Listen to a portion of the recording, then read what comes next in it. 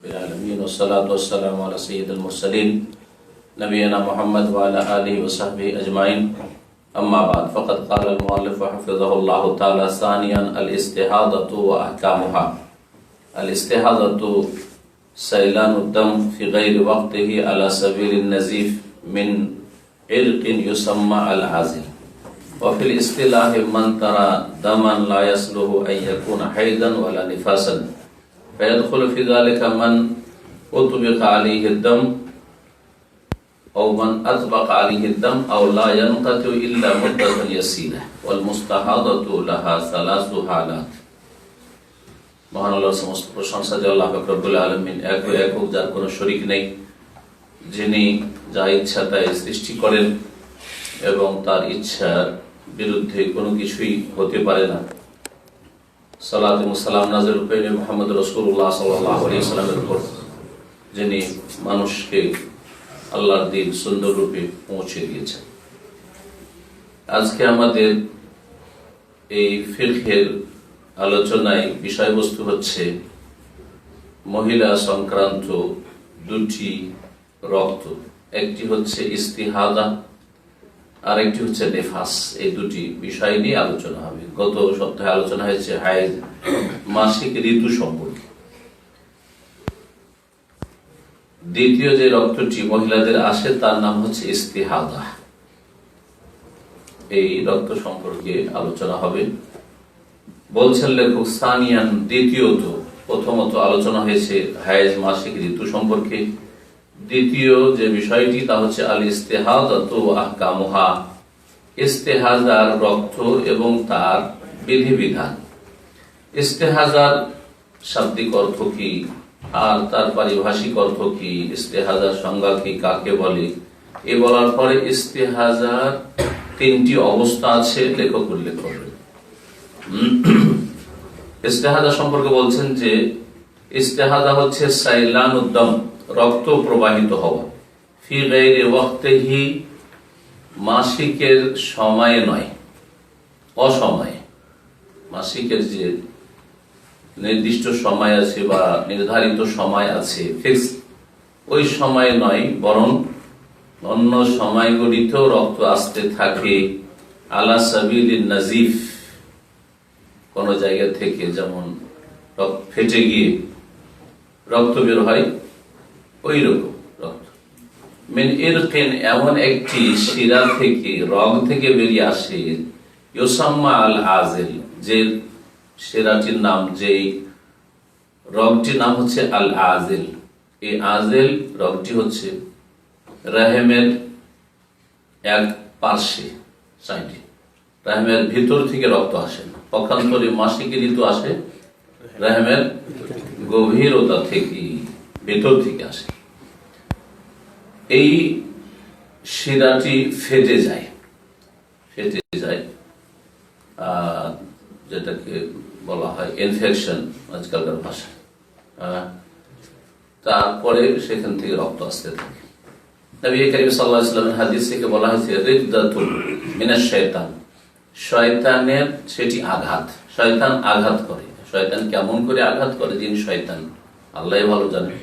কারণ যিনি শয়তান মানুষের রক্তের সাথে চলাফেরা করে, মানুষের শিরা উপশিরায় প্রত্যেকটি রগে রগে রক্তের সাথে যখন শয়তান চলাফেরা করতে পারে, তো রাহেমের সেই শিরাটিতে আঘাত করতে পারে, যে আঘাতের কারণে সেখান থেকে রক্ত বেরিয়ে আসে অসময়ে, দীর্ঘ সময় ধরে আসতে থাকে। অফিল ইস্তেলাহে, ইসলামের পরিভাষায় ইস্তেহাজা ওই রক্তটিকে, এবং মুস্তাহাজা যেই মহিলার এই রক্ত আসে। মান তারা দামান, ওই মহিলাকে মুস্তাহাদা বলা হয় যে রক্ত দেখে এমন রক্ত, লা ইয়াসলুহু আন ইয়াকুনা হায়জান, যেটা মাসিকও হতে পারে না, ওয়ালা নিফাসান, সেটা নিফাসও হতে পারে না। হাইজও নয়, নিফাস নয়। হাইজের জন্য, মাসিকের জন্য প্রত্যেক মাসে নির্দিষ্ট একটা সময় আছে, যে মাসের এত তারিখ থেকে এত তারিখ মোটামুটি অমুক মহিলার কি হয়, মাসিক আসে। এটা হচ্ছে ওর সময়, সাধারণত একটু আগে পিছিয়ে হয় মাঝে মধ্যে, অসুস্থতার কারণে, বিভিন্ন কারণে। নেফাস, বাচ্চা ভূমিষ্ঠ হওয়ার সময় থেকে শুরু করে বা তার পূর্ব মুহূর্ত থেকে শুরু করে বেশ কিছুদিন ধরে সেটা সর্বোচ্চ 40 দিন পর্যন্ত, এই সময়টা হচ্ছে নেফাস। তো নেফাসেরও রক্ত নয় এটা, আর হাইজ মাসিকেরও রক্ত নয়, কিন্তু রক্ত আসছে, একে বলা হয় ইস্তেহাদা। এক কথা সহজ ভাষায়, রোগের কারণে, ব্যাধির কারণে যে রক্ত আসে মহিলাদের লজ্জাস্থান থেকে, আর মাসের গোটা মাস অথবা অধিকাংশ সময় 25 দিন, 26 দিন, 27 দিন, 28 দিন, একদিন 2 দিন পাক থাকে বা রক্ত বন্ধ হয়, কখনো বন্ধই হয় না, মাসকে মাস চলতে আছে, এসবগুলি হচ্ছে ইস্তেহাদার রক্ত। ফায়াদখুলু ফি যালিকা মান আতবাকা আলাইহি দাম, এর অন্তর্ভুক্ত হবে এমন সব মহিলারা যার গোটা মাস ধরে রক্ত আসতে থাকে, মাসকে মাস রক্ত, এই মাসটা পুরোটাই রক্ত চলবে। ইস্তেহাদা গোটা মাস ধরে হাইজ মাসিক হইতেই পারে না। আও লা ইয়ানকাতু ইল্লা মুদ্দাতান ইয়াসিরা, অথবা এই রক্ত বন্ধ হলেও অল্প কিছু সময়ের জন্য, 2-4 ঘন্টার জন্য, এক দিন, 2 দিনের জন্য, 3 দিনের জন্য, এইরকম যদি এরকম হয় তাহলে এটাই কি বলা হবে? ইস্তেহাজা, রোগের কারণে, অসুস্থতার কারণে। এর চিকিৎসা করা উচিত, আজকালকার ব্যবস্থা আছে চিকিৎসা। আর শরীয়তের যে বিধিবিধান এই সময়গুলিতে সেগুলি এখন আসছে। বলছেন অল মুস্তাহাজাতু লাহা সালাসু হালাত, ইস্তেহাজা যে সব মহিলাদের হয় বা যেই মহিলার হয় তার 3টি অবস্থা হইতে পারে। যে মহিলার ইস্তেহাজা রোগের কারণে ব্লিডিং হয়, রক্ত আসে, তাদের কয়টি অবস্থা হইতে পারে? 3টি অবস্থা হইতে পারে। 3-এর 1 অবশ্যই, 3-এর 1 অবশ্যই। আল হালুল উলা, প্রথম অবস্থা হচ্ছে, লেখকের বলার আগে সংক্ষেপে বলে দিই তাহলে কথা মনে থাকবে। একটা হচ্ছে যে মুতাদা, এমন মহিলা যার মাসিক আসার একটা অভ্যাস আছে, যে মাসে এতদিন আসে, আরবি ভাষা মুতাদা, যার আদত আছে, আদত তো বুঝেন মানে অভ্যাস, যার অভ্যাস আছে মাসে 6 দিন, 7 দিন বা 10 দিন বা 3 দিন আসে, অভ্যাস আছে অলরেডি, প্রথমবার জীবনে মাসিক নয়, এটা হচ্ছে এক অবস্থা। দ্বিতীয় অবস্থা হচ্ছে যে না, অভ্যাস নেই, জীবনের প্রথম যুবতী হয়েছে, মাসিক এসছে, তাহলে তার অভ্যাসই নেই, ও জানে না যে কয়দিন আমার হবে আর হয়, জানেই না। আর প্রথম জীবন থেকে যে প্রথম মাসে মাসিক হবে, ওই মাস থেকে ইস্তেহাদা শুরু রোগের কারণে, এইরকম যদি হয় তো একে বলা হয় মুবতাদিয়া, মানে ইবতিদা মানে শুরু, এর মাস মুবতাদিয়া হয়, মুবতাদিয়া অথবা মুতাদা, অভ্যাস আছে অথবা অভ্যাস নাই, জীবনের প্রথম শুরু হয়েছে মাসিক। যদি জীবনের প্রথম মাসিক শুরু হয়, তার সে পার্থক্য করতে পারে মাসিক রক্ত আর রোগের পার্থক্য করতে পারে রং দেখে, বা মুমাইয়িজা বলা হয়। প্রথমটা হলো মুতাদা, যার অভ্যাস আছে, দ্বিতীয়টা হচ্ছে পারে, আর তৃতীয় অবস্থা হচ্ছে যে মুবতাদিয়া, প্রথম শুরু হচ্ছে, জীবনে অভ্যাস নেই, জানাও নেই যে কদিন আমার মাসিক হবে আর না হবে, মহিলা পার্থক্য করতে পারে না, রক্ত এমন আসছে গোটা মাস ধরে একই রকম, তারপরে তাজা রক্ত, গন্ধ কম, এটা হচ্ছে তৃতীয় অবস্থা। বুঝা গেছে? অভ্যাস আছে, জানা আছে যে আমার মাসে কতদিন হয়, মহিলা জানা আছে এই কয়দিন মাসিকে রক্ত লাগছে আর বাকিটা তাজা রক্ত লাগছে। তৃতীয় হচ্ছে প্রথম শুরু হয়েছে, আর পার্থক্য আদাতুল মারুফা, সেই মহিলার অভ্যাস আছে, যা জানা তার লাগাইয়া, সে জানে যে আমার প্রতি মাসে কয়দিন করে হয়, কাবলা থেকে জানা আছে যে আমার প্রতি মাসে এতদিন করে, 5 দিন মাসিক হইতো, অথবা 8 দিন মাসিক হইতো, মাসালান ফি আউয়ালিশ শাহরি, সেটা কখন হইতো, এক তো কয়দিন হইতো এটাও জানা আছে, আর মাসের প্রথম দিকে হইতো, মানে আর সময়টাও তার জানা আছে। যদি এইরকম তার অভ্যাস থেকে থাকে, আগে থেকে অভ্যাস ছিল তার 8 দিন, আর এখন গোটা হুকুম কি, ফাহাযিহি তাজলিসু কাদরা আদাতিহা, তার যে বিগত মাসিক হইতো এই দিনগুলিকে সে মাসিক মনে করে, সেই দিন যদি রমজান মাসের হয় তাহলে এই দিনগুলি রোজা কাজা করবে, আর তারপরে ইস্তেহাজা গণ্য করে, ইস্তেহাজা তো তার অভ্যাসের পরিমাণ বসে থাকবে, মানে নামাজ থেকে বসে থাকবে, নামাজ পড়বে না, রোজা রাখবে। ওয়া তুতাবারু লাহা আহকামুল হাইজ, আর এই যে তার এটাকে কি করা হবে, মাসিক গণ্য করে। মাসিকের শেষ, গোটা মাস ধরে রক্ত আসছে, মাসের এত তারিখ থেকে এত তারিখ ওই মহিলার ধরেন কি থাকছে, মাসিক থাকছে, তার অভ্যাসটা শেষ, তখন ইগতাসালাত, গোসল করবে। এখন যেন সে মাসিক থেকে পাক হচ্ছে, অথচ রক্ত তার আস্তে আছে, রক্ত তার আস্তে আছে। ইস্তেহাজার অবস্থায় নামাজ পড়বে। ওয়া ইস্তেহাদাতিন, ইস্তেহাজা রক্ত মনে করবে, রোগের কারণে রক্ত আসছে। দলিল কার স্ত্রী? রাসূলুল্লাহ সাল্লাল্লাহু আলাইহি ওয়াসাল্লাম, উম্মুল মুমিনিন। জি, তারও ইস্তেহাজা হায়দা তোকে, তুমি নামাজ রোজা থেকে বসে থাকো, মানে নামাজ রোজা করিও না অতদিন, কাদরামা অতটা পরিমাণ, মা কানা তাহবেসুকা হায়দা, যতটা পরিমাণ বা যতদিন, কয়দিন কি করতে মাসিক আসতো, ওই কয়দিন তুমি এমন ভাবে হাইজের লক্ষণ পদ্ধতি। তো হাইজের রক্ত, মাসিক রক্ত কেমন হয় বলছে, আসওয়াদা সাকিনান আও লাহু রায়হা, সেটা কালো, যেমন হাদিস আছে ইন্না দামাল হাইজে দাম আসওয়াদ, কালো রঙের হবে। সাকিনান, আর সেটা গাঢ় হবে, তাজা রক্ত অত গাঢ় হয় না। তাজা রক্ত এত লাল হয় রঙের দিক থেকে, কালো হয় না, আর এত চাপা গাঢ় হয় না। পক্ষান্তরে মাসিকের রক্ত কি হয়, গাঢ় হয়। মরা রক্ত বুঝলেন তো, মরা রক্ত যেমন গাঢ় হয়, ঠিক হয়, মরা রক্ত কালো হয় আর মরা রক্ত গাঢ় হয়। সাকিন মানে হচ্ছে গাঢ়। আও লাহু রায়হা, অথবা তার দুর্গন্ধ, মাসিক রক্তে চরম দুর্গন্ধ থাকে। পক্ষান্তরে তাজা রক্তে সামান্য রক্তের যেটা গন্ধ থাকে, সেই গন্ধটাই থাকে, গন্ধ থাকে, কিন্তু সেই গন্ধটা তুলনামূলক অনেক হালকা, তো গন্ধ দিয়েও পার্থক্য করা যেতে পারে, কিন্তু কখনো কখনো আবার হয় না, অনেক সময় বোঝা যায় না। যেমন তৃতীয় অবস্থা আসবে, মাসিক রক্ত কিন্তু তার তাজার মতো হইতে পারে। তো এক ধরনের রক্ত, কয়েকদিন রক্ত এরকম চললো, আর বাকি যে রক্ত আসতে আছে সেটা হাইজের মাসিকের গুণ বা মাসিকের লক্ষণ বহন করে না। মাসিক বোঝান কেমন, কোন আহমার রক্ত লাল রঙের, লাইসা লাহু রায়হা, তার কোন গন্ধ তেমন নেই, ওয়ালা সাখিনান, আর গাঢ় না। ফাফি হাযিহিল হালা, এই অবস্থায় কি করতে হবে? তার এই অবস্থায় পার্থক্য করতে পারছে, তাই না? পার্থক্য করতে পারছে। তাহলে যেই কয়দিন তাকে মাসিকের মতো লাগছে, সেই কয়দিন মাসিক মনে করবে। আর যখন লাগছে যে না এটা মাসিকের রক্ত নয়, মনে হচ্ছে তাজা রক্ত, গন্ধ নেই, তখন রোগ মনে করবে যে ইস্তেহাজা। আর ইস্তেহাজার অবস্থায় যা করতে হয় তাই করবে, নামাজ পড়তে হবে, রোজা রাখতে হবে। এই হচ্ছে বিধান। ফাফি হাযিহিল হালা, এই দ্বিতীয় অবস্থায় তাতাবিরু দাম আল্লাযী ইয়াহমিলু সিফাতাল হাইজ হাইদান, ওই রক্ত, যেই রক্ত মাসিক ঋতুর লক্ষণ বহন করে, সেই রক্তকে হাইজ মাসিক মনে করবে।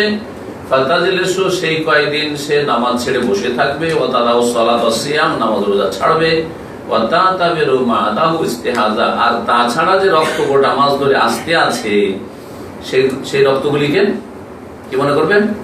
ইস্তেহাজা, রোগের কারণে মনে করবে। কি করতে হবে তাকে?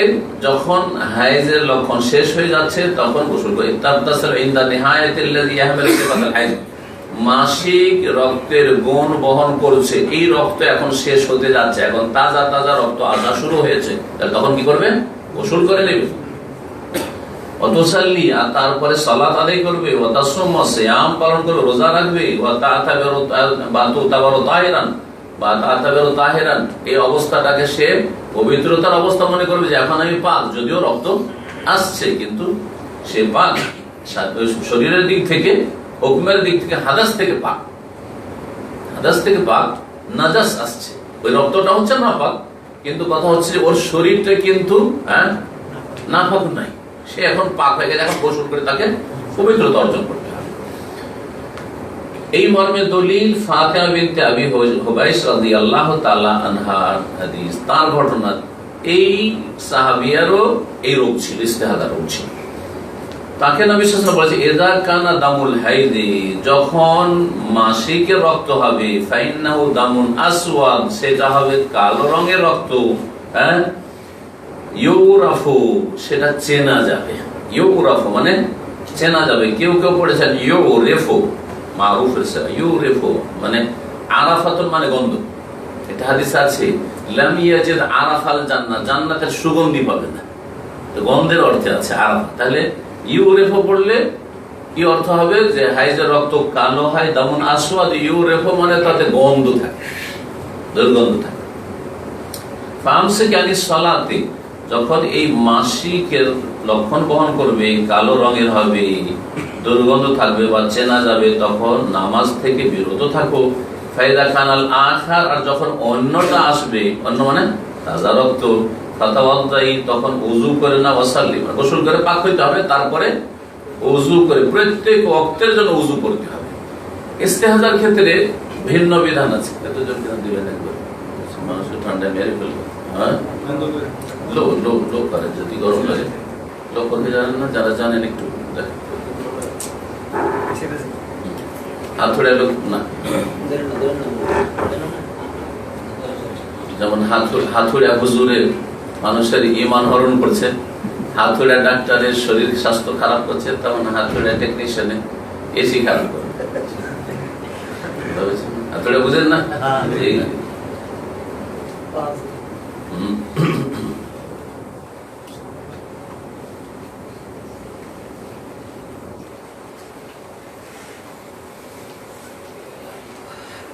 ইস্তেহাজার অবস্থায় নামাজ পড়া আর অন্য অবস্থায় এক ওযু দিয়ে, মহিলা হোক অথবা পুরুষ হোক, কয়েক ওয়াক্তে নামাজ পড়তে পারে, ওযু থাকলেই, ঠিক না? ইস্তেহাজার ক্ষেত্রে প্রত্যেক ওয়াক্তের জন্য ওযু করতে হবে, কারণ রক্ত যেহেতু আসতে আছে, ওর হাদাস মানে ওই ওযু ভঙ্গ সবসময় হইতে আছে। রক্ত বের হচ্ছে, তাহলে ওযু ভঙ্গ হয়ে যায় না সবসময়? তো ওযু তো ভঙ্গ হইতে আছে, তো এই অবস্থায় নামাজ পড়বে কি কেমন করে? এই জন্য এই ক্ষেত্রে তাকে বলা হচ্ছে যে তুমি প্রত্যেক নামাজের ওয়াক্ত প্রবেশ করার পর উযু করতে হবে।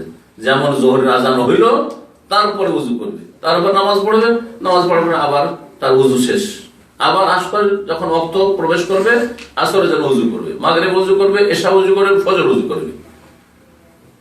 তাওয়াদ্দাই লিকুল্লি সালাত, নবী সাল্লাল্লাহু আলাইহি ওয়াসাল্লাম বলেছেন প্রত্যেক সালাতের জন্য, নামাজের জন্য উযু করো। এটা বাধ্যতামূলক, করতেই হবে, ফরজ। আর একটি মাসআলা আছে ইস্তেহাজার সাথে সম্পর্কিত, সেটা হচ্ছে যে দুই ওয়াক্তের জন্য একটা করে যদি গোসল করতে পারে তো বেশি ভালো, এটা মুস্তাহাব। যোহর আসরকে মাঝামাঝিতে নিয়ে আসবে অথবা জমা করে যোহর আসর একসাথে পড়বে, একটা গোসল দিয়ে, একবার গোসল করে। গোসল করলে হয় কি, এই যে রক্ত প্রবাহিত এত পাক হয়ে গেল সে, আর তারপরে শরীরটা ঠান্ডা হলে রক্ত কম প্রবাহিত হয়। এই হিকমতের কারণে যোহর আসরের জন্য একটা গোসল, মাগরিব এশার জন্য একটা গোসল, মাগরিব এশার জন্য আর একটা গোসল, ফজরের জন্য আর একটা গোসল, 3 গোসলে 5 ওয়াক্ত নামাজ পড়বে। এই হুকুমটি হচ্ছে মুস্তাহাব, উত্তম। এটি হচ্ছে উত্তম হুকুম। যে এই মাসাইলগুলি এখানে লেখক উল্লেখ করেনি, যার ফলে উল্লেখ করে দিলাম, এটা সবচেয়ে ভালো। আরেকটা হাদিস আছে, ফাকানা তাগতাসিলু লিকুল্লি সালাতিন, এক মহিলার ঘরে ইস্তেহাজা ছিল, প্রত্যেক ওয়াক্তের জন্য গোসল করত। আর এইটাকে অনেকে ভুল বুঝেছে, বোঝার পরে তারা বলেছে যে প্রত্যেক ওয়াক্তের জন্য গোসল করতে হবে, তাহলে 5টা নামাজের জন্য 5 বার গোসল করতে হবে। নবী করিম সাল্লাল্লাহু আলাইহি ওয়াসাল্লামের হুকুম নয়, বরং ওই হাদিসের শব্দ প্রমাণ করে যে সে নিজের খেয়ালে, নিজের ধারণায় প্রত্যেক নামাজের জন্য গোসল করছে। এখন কেউ যদি গোসল ফরজও নয় আর মুস্তাহাবও নয়, আর 5 ওয়াক্ত গোসল করে যদি ইস্তেহাজার কারণে নামাজ পড়ে, তো আর তার শরীর স্বাস্থ্যের জন্য আশঙ্কা না থাকে, অসুস্থ হওয়ার, তো ঠিক আছে। আমরা প্রত্যেক দিন যে গোসল করছি, এই গোসল করতে হবে মুস্তাহাব। প্রত্যেক দিন জোহর বেলা, দুপুর বেলা গোসল করতে হবে, বাঙালি গোসল। ইউপিওয়ালাকে, উর্দু ভাষীদের জিজ্ঞেস করে, পাকিস্তানে জিজ্ঞেস করে, ও সপ্তাহে অনেকে জানে না গোসল, জুমার মাসলা না জানা থাকে, ওটাও জানে না, বোঝা গেছে না? জি হ্যাঁ, গোসল ফরজ না হলে মনে হয় জানি। তো এই গোসল মুস্তাহাব না, তো কেউ পারছে প্রতিদিন গোসল করছে, কেউ পারছে না প্রতিদিন গোসল করছে না, তবে যারা ঘামের কাজ করছে, শরীরে গন্ধ হইতে পারে, প্রতিদিন গোসল করা তাদের এই অর্থে ভালো, এই অর্থে ভালো। কিন্তু শীতকালে পৌষ মাঘ মাস, আর শীতে সূর্য দেখা যায় না, ঠান্ডা কনকনে পানি, প্রতিদিন গোসল করা মুস্তাহাব, এটা কোনো দলিল নেই। বুঝা গেছে? হ্যাঁ। তো ওই রকমই ওই মহিলা ফাকানা তাগতাসিলু কুল্লি সালাতিন, ইস্তেহাজা রোগী ছিল, নিজে থেকে মনে করলো যে আমার তো রক্ত বন্ধ হয় না, প্রত্যেক ওয়াক্তে গোসল করতো, ওযু করতো, তারপরে নামাজ পড়তো, নিজের খেয়াল খুশি। এই হাদিস আবু দাউদে আছে, নাসাইতে আছে, ইবনে হিব্বান সহিহ বলেছেন, হাকিমও সহিহ বলেছেন। কোন হাদিসটি? ফাতিমা বিনতে আবি হুবাইশ রাদিয়াল্লাহু তাআলা আনহা যে অবস্থাটি বর্ণনা করা হয়েছে যে মাসিক রক্ত কালো চেনা যায় আর তোমার রক্তে পার্থক্য আছে। চেনা যাচ্ছে যখন, যেই দিনগুলি চেনা যাচ্ছে যে কালো রক্ত মাসিক মনে করো, আর যখন দেখবে যে তাজা রক্ত আসা শুরু হয়েছে, ফায়দা কানাল আখার, অন্য রক্ত মানে তাজা রক্ত আসা শুরু হয়েছে, তখন তুমি পাক হয়ে গেছো। এখন রোগের কারণে সেই রক্ত আসছে, ফাতাওয়াজ্জি, ওযু করে নাও, ওয়াসাল্লি, গোসল করে ওযু করা মানে প্রত্যেক ওয়াক্তের জন্য ওযু করা, যেমন হাদিসে রয়েছে। তৃতীয় অবস্থা কি বললাম?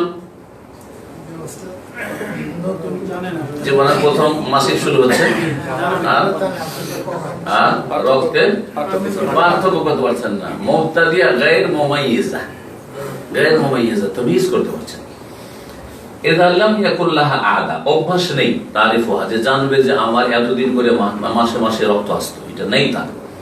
ওয়ালা সিফা, আর এমন কোন গুণ নেই, তুমাইয়িজু বিহাল হাইজ, যার মাধ্যমে, যে গুণের মাধ্যমে বা লক্ষণের মাধ্যমে হাইজকে পার্থক্য করে মিন গায়রিহি, ইস্তেহাজা থেকে, যে এটা হচ্ছে হাইজ মাসিকের রক্ত আর এটা হচ্ছে ইস্তেহাজা রক্ত, এই কয়দিন মাসিকের রক্ত আর এই কয়দিন হচ্ছে রোগের কারণে, এটা মাসিক নয়, পার্থক্য করতে পারছেন না, গায়র মুমাইয়িজা।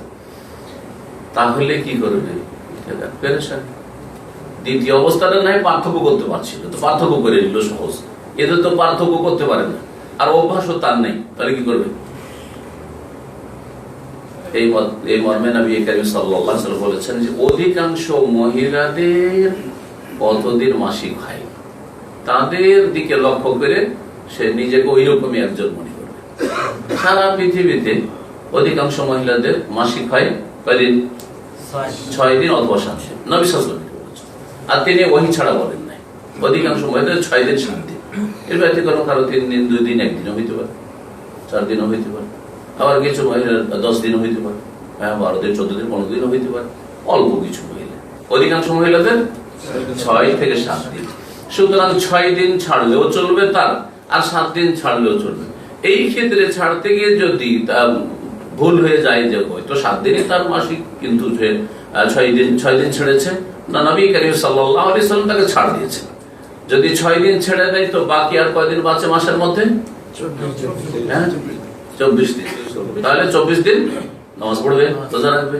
যদি 7 দিন ছেড়ে দেয় তাহলে 23 দিন। এইভাবে বলছেন যে এই ক্ষেত্রে ফাইন্না তাজলিসু গালিবাল হাইদি, এই মহিলা যার কোনো আগের অভ্যাস নেই, আর কোনো তামিজ পার্থক্য করতে পারছে না মাসিক আর মাসিক নয় এইরকম রক্তে, তো অধিকাংশ মহিলাদের মাসিককে কেন্দ্র করে সে অপেক্ষা করবে 6 আইয়াম, 6 দিন, আও 7 আইয়াম, অথবা 7 দিন, মিন কুল্লি শাহর, প্রত্যেক মাসে 6 দিন 7 দিন ছেড়ে দেবে, এটা মাসিক। কেন এটা করবে? লিআন্না হাযিহি আদাতু গালিবিন নিসা, কারণ এটাই হচ্ছে অধিকাংশ মহিলাদের অভ্যাস। দলিল, এই মর্ম দলিল রয়েছে। আরেকজন মহিলা ছিলেন হামনা বিনতে জাহাশ, জাহাশের মেয়ে কয়েকজন ছিলেন, সকলকে ইস্তেহাজা রোগ ছিল। জাহাশের এক মেয়ে হামনা, রাসূলুল্লাহ সাল্লাল্লাহু আলাইহি সাল্লামের শালিকা, নবী করিম সাল্লাল্লাহু আলাইহি ওয়াসাল্লামের এক স্ত্রী জাহাশের মেয়ে, তার নাম কি? যায়নাব বিনতে জাহাশ। মাশাআল্লাহ, যায়নাব বিনতে জাহাশ, তারও রোগ ছিল। উম্মে হাবিবা নবী সাল্লাল্লাহু আলাইহি ওয়াসাল্লাম এক স্ত্রী রোগ ছিল, আর এক স্ত্রী যায়নাব, কারণদের বোনগুলি সব করে এই রোগ ছিল। হামনা বিনতে জাহাশকে নবী করিম সাল্লাল্লাহু আলাইহি ওয়াসাল্লাম বলেছে ইন্নামা হিয়া রিকদাতুন মিনাশ শাইতান, এটা হচ্ছে শয়তানের আঘাত। রিকদা লাত মারাকে বলা হয়। রাকাজা এর কত মানে হচ্ছে লাত মারা। আল্লাহ কোরআনে কারিমে বলেছেন আইয়ুব আলাইহিস সালাম উরকুদ বিরিজলিকা, তুমি লাথি মারো মাটিতে, তাহলে সেখান থেকে ঝর্ণা প্রবাহিত হয়। হাযা মুগতাসালুন বারিদুন ওয়া শারাব, সূরা সাদে রয়েছে। শয়তান আঘাত করে। ফাতাহিদি সিত্তাতা আইয়াম আও সাবআতা আইয়াম, সুতরাং তুমি মাসিক গণ্য করো 6 দিন অথবা 7 দিন। সুম্মা তাসলি, তারপরে গোসল করে নাও, কারণ এখন মাসিক থেকে পার হয়ে গেছো। ফাইজাস্তানকাতি, যখন তুমি পরিষ্কার পরিচ্ছন্ন হয়ে গেছো, গোসল করে নিয়েছো, পরিষ্কার পরিচ্ছন্ন হয়ে গেছো কিসে মাসিক থেকে, ফাসাল্লি আরবাআতা ওয়া 20, তাহলে 24 দিন নামাজ পড়ো, আও সালাসাতা ওয়া 20, অথবা 23 দিন নামাজ পড়ো। যেমন বললাম, যদি 6 দিন বাদ দেন তাহলে 24 দিন নামাজ পড়বেন, আর যদি 7 দিন বাদ দেন তাহলে 23 দিন নামাজ পড়বেন। ওয়াসুমি, রোজাও রাখো, ওয়াসাল্লি, নামাজ পড়ো, ফাইন্না যালিকা ইউজজিউকি, এটা তোমার জন্য যথেষ্ট, এই যথেষ্ট।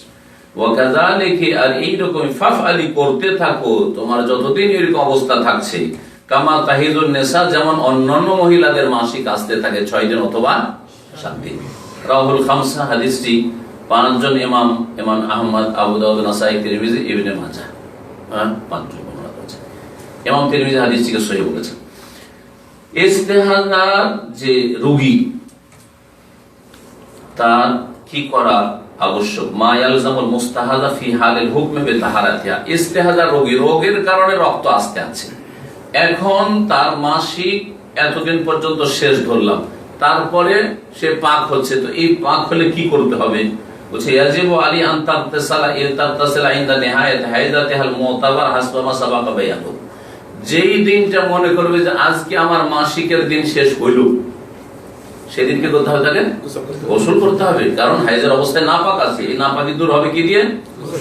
ওয়ালা তাকরাবুহুন্না হাত্তা ইয়াতহুরনা ফাইযা তাতাহহারনা, পবিত্রতা অর্জন করবে গোসল করে, ফাতুহুন্না মিন হাইসা, তারপরে স্বামী স্ত্রীর মেলমেটি করবে। 2 নম্বর, তাজআলু ফিল মাখরাজে কুতনা, দ্বিতীয় কাজটি ইস্তেহাজার রোগী করবে, সেটা হচ্ছে যেহেতু রক্ত গোটা মাস ধরে আসতেই আছে, আর এমনি যদি খোলা অবস্থায় ছেড়ে দেয় তাহলে গোটা কাপড় খারাপ হবে, তারপরে বাড়ি ঘর খারাপ হবে, ঠিক না? শরীরে রক্ত লাগবে, সেজন্য কি করবে? বেঁধে রাখবে, বেঁধে রাখবে। এখন আলহামদুলিল্লাহ পাম্পার্সের অবস্থা হয়ে গেছে, ছোটদেরও পাম্পার্স আছে আর বুড়িদেরও পাম্পার্স আছে, জানেন পাম্পার্স? পাওয়া যায় মার্কেটে। এক কথায় যেভাবে হোক না কেন রক্ত বন্ধ রাখবে, যাতে করে ছড়িয়ে না পড়ে শরীরে, জমিনে অথবা কাপড়ে। তাই সংখ্যা বলছেন তাজআলু ফিল মাখরাজে কুতনান, যে রক্তের দাগ রয়েছে, লজ্জাস্থান রয়েছে, তাতে কি দিয়ে নেবে? তুলো দিয়ে, অথবা অন্য কিছু পটি দিয়ে নেবে। ইয়ামনাউল খারেজ, যেটা বেরিয়ে আসছে রক্ত, সেটাকে যেন বাধা দেয় বাইরে বেরিয়ে আসতে। ওয়াতাশুদ্দু আলাইহি, তারপরে সেটাকে মজবুত করে শক্ত করে বেঁধে রাখতে হবে কষে। আলাইহি মা ইউমসিকু আনিস সুকু, যাতে পড়ে না যায়। শুধু তুলো এমনি লাগিয়ে রেখে দেবে, তুলো পড়ে যাবে। তুলো দেওয়ার পরে কি করবে? বেঁধে রাখবে। নেংটি সাটা বুঝেন? চাষিরা যে এইভাবে বুঝেন, একেবারে গ্রাম অঞ্চলে হয়। আর পাম্পার্স বুঝলেন না, পাম্পার্স ভাষা অনেকে বুঝেন না, আমরাই বুঝতাম না হয়তো 20-25 বছর আগে, এখানে অনেকে হয়তো বুঝেন না। আজকাল উন্নতি করেছেন, বুঝছেন দেখি। আপনাদের মায়েরা কত কষ্ট করেছে একটু চিন্তা করেছে, নিজের ছেলে মেয়েদের জন্য তো বিবির জন্য আরাম করার জন্য পাম্পার্স দিয়ে পড়াচ্ছে। আপনার মা আপনাকে কেমন কেমন মানুষ করেছে, রাতে 20 বার করে পেশাব করেছেন, পায়খানা করেছেন। সালেসান, তৃতীয় যে বিষয়টি সেটা হচ্ছে নেফাস ও আহকাম, নেফাস এবং তার বিধি বিধান। তৃতীয় রক্ত লোগাতান মাখুদুন মিনান নাফাস, নেফাস শব্দটির আবিধানিক অর্থ, এই শব্দটি নেওয়া হয়েছে নাফাস শব্দ থেকে। এর উৎপত্তি হচ্ছে নুন ফাস সিন থেকে। নাফাস মানে ওয়াহুয়াল খুরুজ মিনাল জফ, নাফাস বলা যেটা পেট থেকে, ভিতর থেকে বের হয়, সেটাকে নাফাস বলে। এই জন্য শ্বাসকে নাফাস বলা হয়। তো ভিতর থেকে যেটা বেরিয়ে আসে সেটাকে কি বলা হয়? নাফাস বলে। এখান থেকে শ্বাসকে নাফাস বলা হয়। নেফাসকে নেফাস এই জন্য বলা হয়, তাই রক্ত, যে এই রক্ত ভিতর থেকে বেরিয়ে আসে, লজ্জাস্থানের ভিতর থেকে। কিন্তু বিশেষ সময়, কোন সময়? পরে থেকে মাসে প্রত্যেক মাসে হইলে সেটা তখন মাসিক হয়ে যাবে। জি হ্যাঁ, কখন বেরিয়ে আসে বলছেন অফিল ইস্তিলাহি, আর শরীয়তের পরিভাষায় দামুন ইউরখিহির রাহিমু লিল ওয়ালাদাতি ওয়া বাদাহু ওয়া ক্বাবলাহা মা তালক, এটা হচ্ছে সংজ্ঞা। এমন রক্ত যা জরায়ু ছাড়ে, মানে রক্ত জরায়ু থেকে নির্গত হয়, লিল ওয়ালাদাতি সন্তান ভূমিষ্ঠ হওয়ার সময়, যেই সময়টা ভূমিষ্ঠ হচ্ছে, বাচ্চাটা বের হচ্ছে, এই সময়টা একটা, ওয়া বাদাহা বাচ্চা ভূমিষ্ঠ হওয়ার পরেও বেশ কিছুদিন, 2 নম্বর। তাহলে 3 নম্বর ওয়াকাবলাহ, বাচ্চা ভূমিষ্ঠ এখন হয়নি, পেটে আছে কিন্তু ভূমিষ্ঠ হবে, ভূমিষ্ঠ হওয়ার পূর্ব মুহূর্তে, কিন্তু তার জন্য একটা শর্ত, পূর্ব মুহূর্তে রক্ত আসলে সেটাকে নেফাস কখন বলবো? মা তালক, যদি প্রসব বেদনার সাথে হয়, রক্ত আসছে আর তার সাথে সাথে প্রসব বেদনা আছে, তাহলে সেটাকে কি বলা যাবে? নেফাস বলা যাবে। এমনি রক্ত আসা শুরু হয়েছে, গর্ভবতী মহিলা, আর রক্ত আসা শুরু হয়েছে, প্রসব বেদনা নেই, 6 মাস 7 মাস 8 মাসের হয়তো পেটে বাচ্চা আছে, প্রসব বেদনা নেই, কিছু নেই, বাচ্চা ভূমিষ্ঠ হয়ে যাবে এরকম কোনো লক্ষণও পাচ্ছে না, কিন্তু রক্ত আসছে, সেটাকে নেফাস বলা যাবে না। তাহলে বাচ্চা ভূমিষ্ঠ হওয়ার পরে হলে পুরোটা নেফাস, যদি সেটা 40 পার না হয়ে যায়, 40 পার হলে তখন আবার ইস্তেহাদা, রোগের কারণে পড়বে। 40 দিনের মধ্যে যদি থাকে, বাচ্চা ভূমিষ্ঠ হচ্ছে ঠিক যেই সময়টা, ওই সময় যে রক্ত আসবে সেটাও নেফাস। বাচ্চা ভূমিষ্ঠ হওয়ার আগে যদি রক্ত আসে তাহলে সেটা নেফাস বলার জন্য একটা শর্ত, সেটা হচ্ছে প্রসব বেদনার সাথে হইতে হবে। ক্লিয়ার? জি হ্যাঁ। ওয়ালা হাযা, এই সংজ্ঞার ভিত্তিতে ফামা তারাহু ক্বাবলাল ওয়ালাদাতি, সন্তান ভূমিষ্ঠ হওয়ার পূর্বে যে রক্ত দেখবে মিনাদ দাম, ওয়ালাইসা মাহু আমারাতু ওয়ালাদা, কিন্তু তার সাথে সন্তান ভূমিষ্ঠ হওয়ার কোনো লক্ষণ দেখছেন না। হ্যাঁ, লক্ষণ একটা হচ্ছে প্রসব বেদনা, এটা হচ্ছে যে রাস্তা খুলে যাওয়া, যেমন আজকাল ডাক্তাররা বলে যে এখন 5 ইঞ্চি খুলে গেছে বা 6 ইঞ্চি খুলে গেছে ইত্যাদি এইসব কথা বলে, তো এইরকম কোন লক্ষণ নেই। কি লক্ষণ বলছেন? মিন তালকিন, সেটা হচ্ছে প্রসব বেদনা। ফালাইসা নেফাসান, সেটা নেফাস নয়। যদি প্রসব বেদনা না থাকে, বেদনা ছাড়া কোনোদিন বাচ্চা হবে না, বেদনা ছাড়া বাচ্চা হয় না। বাচ্চা নিলে কি করতে হয়? ব্যথা সহ্য করতে হয়। দিনের দাওয়াতের কাজ করলে গাল সহ্য করতে হয়, মায়েরও সহ্য করতে হইতে পারে। হ্যাঁ, জি হ্যাঁ। আর কেউ যদি বাজার না হয়, আমি গাল করবো, লোকে সমালোচনা করছি, দেশে গিয়ে এইসব শিরিক আর বেদাত আর এইভাবে নামাজ না, এইভাবে নামাজ, এইসব বলতে গেলে সমালোচনা হবে, আর লোকে কি বলবে সেই দরকার নাই। হ্যাঁ, তাহলে দিনের কাজ হবে না, আপনার দ্বারা কোনো কাজ হবে না। বাচ্চা নিতে চাইলে যেমন ব্যথা সহ্য করতে হবে, তেমনি যদি আল্লাহর দিনের কাজ করতে চান তাহলে গাল সহ্য করতে হবে, যন্ত্রণা সহ্য করতে হবে, মানসিক শারীরিক কষ্ট আসতে পারে, সহ্য করতে হবে।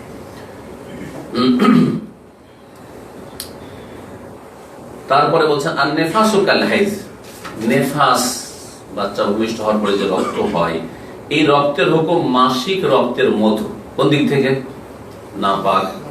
হ্যাঁ, দিকগুলো সব বলে দিচ্ছে লেখক, সেজন্য আমি সংক্ষেপে বলছি, সবগুলি বলে দিচ্ছি। কাল হাইজি, মাসিক ঋতুর মতো, হালাল হওয়ার দিক থেকে, হারাম হওয়ার দিক থেকে, আর গোসল ফরজ হওয়ার দিক থেকে, ইত্যাদি ইত্যাদি বিভিন্ন দিক আছে। দিকগুলি শোনেন। প্রথম হচ্ছে ফিমা ইয়াহিলু, হালাল হওয়ার দিক থেকে, মাসিক অবস্থায় যা হালাল তা নেফাস অবস্থায় হালাল। মাসিক অবস্থায় যা হালাল, নেফাস অবস্থায় তা হালাল। যেমন মাসিক অবস্থায় স্বামী স্ত্রী এক প্লেটে খেতে পারবেন কিনা? তাহলে নেফাস অবস্থায় খেতে পারবেন। মাসিক অবস্থায় স্বামী স্ত্রী এক বিছানায় শুতে পারবেন কিনা? এক চাদরে শুতে পারবেন কিনা? পারবেন। ঠিক তেমনি নেফাস অবস্থায় পারবেন। বাচ্চা ভূমিষ্ঠ হয়েছে, তারপরে 2-4 ঘন্টা পরে এক বিছানায় এক কম্বল শুয়েছে, জায়েজ না? এইরকমই আর কি হালাল হওয়ার দিক থেকে। কাল ইস্তেমতাই মিনহা বেদুনিল ফারজ, লজ্জা স্থান ছাড়া সম্ভব করা। মাসিক অবস্থায় লজ্জা স্থান ছাড়া সম্ভব করতে পারে, স্ত্রী সম্ভব করতে পারেন, জড়িয়ে ধরতে পারেন, চুমন দিতে পারেন, পারেন না? শরীর লাগানো যেতে পারে কাপড় ছাড়া, কিছু আড়ালে, বাস লজ্জা স্থান চলবে না। দেখ না কি অবস্থায়? মাসিক অবস্থায়। ঠিক তেমনি নেফাসের অবস্থায়। অফিমা ইয়াহরুমু, আর হারাম হওয়ার দিক থেকে, মাসিক অবস্থায় যা হারাম, নেফাস অবস্থায় তাই হারাম। কাল ওয়াতি ফিল ফারজে, লজ্জা স্থানে সহবাস হারাম। দুই অবস্থাতে হারাম। মান ও সম, রোজা রাখা নিষেধ, জায়েজ নয়। ও সালাত, নামাজ পড়া নিষেধ, হারাম। তালাক দেওয়া, এই মশলা জানা নাই, তাই না? তালাক তো যেমন কোনো টাইম টেবিল না, টাইম টেবিল ওরও টাইম আছে। তালাক যেমন মাসিক অবস্থায় দেওয়া হারাম, গুনাহ, কবিরা গুনাহ, ঠিক তেমনি বেদাতি তালাক, হারাম তালাক সমস্ত উলামা ফুকাহাদের কাছে, হানাফি মাযহাবেও, সমস্ত মাযহাবে ঠিক তেমনি নেফাস অবস্থায় বাচ্চা ভূমিষ্ঠ হয়েছে আর রাগারাগি দিলেন তালাক, 10 দিন 20 দিন হয়েছে আর এখনো নেফাসের রক্ত আসছে আর স্ত্রীকে তালাক দিলেন, তালাক দেওয়া হারাম। তাওয়াফ, বাইতুল্লাহ তাওয়াফ করা মাসিক অবস্থায় হারাম, সুতরাং নেফাস অবস্থায় হারাম। লুবস ফিল মসজিদ, মসজিদ অবস্থান করা মাসিক অবস্থায় হারাম, সুতরাং নেফাস অবস্থায় হারাম। গোসল ফরজ হবে মাসিক ঋতু বন্ধ হইলে, ঠিক না? মাসিক ঋতু শেষ, কি হবে এখন? গোসল ফরজ। ঠিক তেমনি নেফাসের রক্ত, বাচ্চা ভূমিষ্ঠ হওয়ার পরে রক্ত আসছে, রক্ত বন্ধ হইল, কি করতে হবে? গোসল করতে হবে, তারপরে স্বামী স্ত্রীর সহবাস, তারপরে নামাজ, তারপরে রোজা। অফি ওজুবিল গোসলি, আর গোসল ফরজ হওয়ার ক্ষেত্রে ইনদান কিতায় দামেহা, নেফাসের রক্ত বন্ধ হওয়ার সময় কাল হায়েজ, ঋতুবতীর মতো। ঋতুবতীকে যেমন ঋতু বন্ধ হলে গোসল করতে হবে, ঠিক তেমনি নেফাস বন্ধ হলে গোসল করতে হবে, গোসল করা ফরজ। ওয়াজিবু আলাইহা আন তাকদিয়া সাওমা দুনা সালাত, ঋতু অবস্থায় যে নামাজগুলি ছুটে গেল কাজা করতে হবে কি? যেমন মাফ নামাজ, ঠিক তেমনি নেফাসের অবস্থায় যদি 40 দিনও থাকে, 25 দিন থাকে, 30 দিন থাকে, নামাজ মাফ। রোজা, রোজা মাসিক অবস্থায় যে কয়দিন ছুটলো মাফ না কাজা করতে হবে? পুরা করতে হবে যে কয়দিন ছুটেছে। ঠিক তেমন নেফাস অবস্থায় গোটা রমজান তার নেফাস থাকলো, তাহলে কি করতে হবে? পরে রোজা কাজা করতে হবে, রোজা কাজা করতে হবে। এই ক্ষেত্রে ফিদিয়া দেওয়া মানে মিসকিন খাওয়ানো চলবে না। অনেকে মনে করে যে এটা সোজা হতো না, মিসকিন খাওয়া, আর এইটি ক্ষেত্র নয়। মিসকিন খাওয়ার ক্ষেত্র হচ্ছে স্থায়ী রোগী অথবা অত্যন্ত বৃদ্ধ, যে স্থায়ীভাবে রোগী হয়ে গেছে আর কোনোদিন ভালো হওয়ার সম্ভাবনা নাই, অথবা বার্ধক্যে এমন পৌঁছে গেছে যার পরে আর সুস্থতা ফিরে আসবে আর রোজা রাখতে পারবে, তার কোনো সম্ভাবনা নেই। বাকি এই মহিলা এখন রোজা রাখতে পারছে না, পরে রোজা রাখবে, নেফাস বন্ধ হওয়ার পর রোজা রাখবে। যদি বলে যে বড় দিনে রাখতে পারছি না, বাচ্চার কষ্ট হচ্ছে, বাচ্চার কষ্ট, আজকে এমনি দুধ দিতে চায় না অধিকাংশ মহিলা, দুধ বন্ধ করে দিয়ে ফিডার ধরিয়ে দিচ্ছে, তো এইসব বাহানা চলবে না। আর এই ক্ষেত্রে এরকম কোনো ছাড় নেই। মাসআলা, শরীয়তের আরেকটি মাসআলা এই নেফাসের ক্ষেত্রে, আকসারু মুদ্দাতিহি 40 আইয়ামান, এই নেফাস কতদিন পর্যন্ত থাকতে পারে? সর্বঊর্ধ্বে 40 দিন থাকতে পারে। কিন্তু আমাদের দেশের অধিকাংশ মহিলা আর মহিলাদের স্বামীরা এই ক্ষেত্রে চরম ভুল করে, মনে করে যে যদি 3 দিনও বন্ধ হয়ে যায় তারপরে 40 দিন নামাজ মাফ, সব মাফ, এবং 40 দিন তার স্ত্রীর কাছে যাওয়া যাবে। 3 দিন 4 দিন রক্ত বন্ধ হয়ে গেছে, যদিও খুব কমই হয়, কিন্তু 20-22 দিন অধিকাংশ মহিলাদের বন্ধ হয়ে যায়। 20-22 দিনের নেফাস বন্ধ হয়ে গেছে, এখন তার জন্য গোসল করে নামাজ পড়া ফরজ, রোজা রাখতে পারলে রোজা রাখা ফরজ, আর না হলে যদি এখন না রাখতে পারে পরে কাজা করতে হবে। আর যখন নামাজ পড়া তার ফরজ, তাহলে স্বামী স্ত্রী সহবাস করতে পারবে না, পারবে না? নেফাসের রক্ত বন্ধ হয়ে গেছে, 20-22 দিনে সহবাস করতে পারবে, সহবাস করতে পারে। শারীরিক ভাবে যদি সেই স্ত্রীর ক্ষতি না হয় তাহলে করতে পারবে। বলছে আকসারু মুদ্দাতিহি, নেফাসের সর্বঊর্ধ্বে সময়সীমা হচ্ছে 40, সর্বঊর্ধ্বে 40 দিন। কেন? উম্মে সালামা রাদিয়াল্লাহু তাআলা আনহা থেকে এই মর্মে হাদিস বর্ণিত রয়েছে, তাহলে দলিল হচ্ছে হাদিস। এছাড়াও সাহাবায়ে কেরাম থেকে এই বিষয়টি বর্ণিত হয়েছে, বেশ কিছু সাহাবী থেকে, যেমন ওমর রাদিয়াল্লাহু আনহু, আনাস রাদিয়াল্লাহু আনহু, আব্দুল্লাহ বিন আব্বাস রাদিয়াল্লাহু তাআলা আনহুমা, উম্মে সালামা রাদিয়াল্লাহু আনহা ওয়া গায়রুহুম রাদিয়াল্লাহু আনহুম আজমাইন।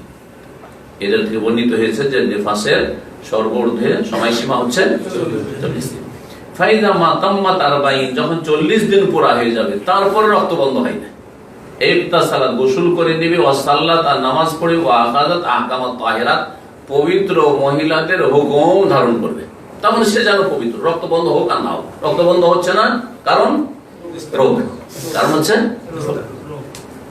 ফাইদান তাতাদামুন নাফাসাই, নেফাস ওয়ালি মহিলার নেফাস অবস্থায় থাকা মহিলা রক্ত যখন বন্ধ হয়ে যাবে কাবলাল আরবাইন 40 দিনের আগে, কাবলাল আরবাইন 40 দিন আগে যদি বন্ধ হয়ে যায়, ফাকাদিন তাহা নেফাস ওহা, তাহলে নেফাস শেষ হয়ে গেছে। ফাতাগতাসিল, গোসল করবে, অতুসাল্লি, নামাজ পড়বে, অতুজাউল মা মুনিয়াত মিন বিসাবে নেফাস, নেফাসের কারণে যতগুলি কাজ থেকে বাধা প্রাপ্ত হয়েছে সবগুলি এখন করতে পারবে।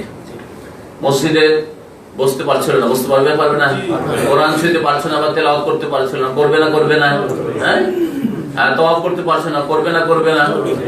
করবে। ঠিক তেমনি স্বামী স্ত্রী সহবাস করতে পারছো না, করবে না করবে না? মাসআলা, এখন মাসআলা আসছে যে অসম্পূর্ণ বাচ্চা যদি জন্মায়, বাচ্চা ভূমিষ্ঠ হইল কিন্তু অসম্পূর্ণ, তারপরে যে রক্ত আসবে এই রক্তটাকে নেফাস বলবেন না নেফাস বলবেন না? এটা একটা গুরুত্বপূর্ণ মাসআলা, জেনে নেন।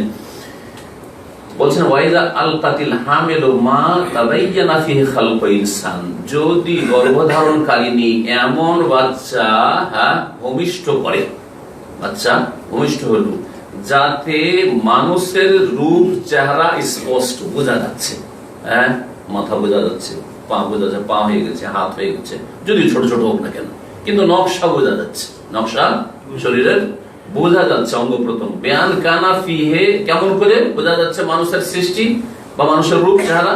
বেয়ান কানা ফিহে তাখতিতুন, তাতে যে প্ল্যানিং, তাখতিত মানে প্ল্যানিং, আল্লাহ পাক রব্বুল আলামিনের যে নকশা, নকশা বোঝা যাচ্ছে, এদিকে মাথা আছে, এদিকে দুটো পা আছে, এদিকে হাত আছে, বোঝা যাচ্ছে। ওয়ালাউ খাফিয়ান, যদিও সেটা অস্পষ্ট, যে বোঝা যাচ্ছে মানুষের বডি বোঝা যাচ্ছে যে কোন দিকে কি আছে, যদিও সেটা অস্পষ্ট হোক না কেন। ওয়াসারা মাহা দামুন বাদওয়াল, তারপরে যদি রক্ত আসে, মানুষের রূপ ধারণ করেছে আর রক্ত আসছে, তাহলে এই রক্তের নাম হচ্ছে নেফাস। ফালাহা আহকামুন নেফাসা, তাহলে এই মহিলা নেফাস অবস্থায় থাকা মহিলা বিধিবিধান গ্রহণ করবে, মানে এর উপর আমল করতে হবে। অল মুদ্দা আল্লাতী ইয়াতাবায়্যানু ফিহা খালকুল ইনসান, আচ্ছা কত দিনের মধ্যে মানুষের রূপ চেহারা স্পষ্ট হইতে পারে বা শরীরের নকশা গঠন তৈরি হতে পারে? ফিল হামলে, গর্ভধারণের ক্ষেত্রে সেটা হচ্ছে সালাসাতু আশহুরিন গালিবান, সাধারণত 3 মাস 90 দিন। 90 দিনে এদিকে মাথা, হাত, পা এ নকশা হয়ে গেছে, যদিও ক্ষুদ্র হয়ে হয় কিন্তু নকশা হয়ে গেছে। এর চাইতে নিচে কয়েকদিন আরো আসতে পারে, 9 দিন, তার মানে 81 আকাল্লুহা ওয়াহিদুন ওয়া সামানুনা ইয়াওমান, আর এর সর্বনিম্ন 81 দিন। 81 দিন আগে রূপ চেহারা বোঝা যাবে না, গর্ভধারণের সহবাসের 81 দিন পরে বোঝা যেতে পারে, আর সেটা 90 দিন পর্যন্ত যেতে পারে। ওয়াইন আলকাত আলাকাতান আও মুদগাতান, আচ্ছা বাচ্চা নষ্ট হইল, গর্ভধারণকারী বাচ্চা নষ্ট হইল, কিন্তু সেটা হচ্ছে জমাট বাঁধা রক্ত, আলাক, আও মুদগা, অথবা গোশতের একটা পিণ্ড, একটু গোশতের পিণ্ড বেরোলো, বোঝা যাচ্ছে যে বাচ্চা ধরেছিল, বা জমাট বাঁধা রক্ত বেরোলো, বাচ্চা ধরেছিল, কিন্তু তাতে কোনো রূপ চেহারা বোঝা যাচ্ছে না, হাতও বোঝা যাচ্ছে না, কোন দিকে মাথা তাও বোঝা যাচ্ছে না, পাও বোঝা যাচ্ছে না। এরকম যদি হয়, লাম ইয়াতাবায়্যান ফিহা তাখতিতু ইনসানিন, মানুষের অঙ্গ প্রত্যঙ্গের কোনো কিছুই বোঝা যাচ্ছে না। লাম তুতাবার মা ইয়ানজিলু বা'দাহা মিনাদ দামি নিফাসান, তাহলে এইরকম অসম্পূর্ণ, যাতে মানুষের রূপ চেহারা স্পষ্ট হয়নি, যদি বাচ্চা নষ্ট হয়, তাহলে তারপরে যে রক্ত আসবে সেটা নেফাস বলে গণ্য হবে না, কারণ মানুষের রূপ ধারণ করেনি। যখন নেফাস বলে গণ্য হবে না, তাহলে এটা কি বলে গণ্য হবে? ইস্তেহাজা, রোগের কারণে, বাচ্চা নষ্ট হয়েছে রোগের কারণে। ইস্তেহাজা যখন গণ্য হলো, ইস্তেহাজার অবস্থায় যেসব বিধিবিধান রয়েছে, ফালা তাতরুকু সালাতা, সুতরাং নামাজও ছাড়বে না, পরিষ্কার পরিচ্ছন্ন হয়ে যেমন ইস্তেহাজার অবস্থায় নামাজ পড়ে ওইরকম নামাজ পড়বে। ওয়ালা সিয়াম, রোজাও ছাড়বে না যদি সে অসুস্থ না হয়ে পড়ে।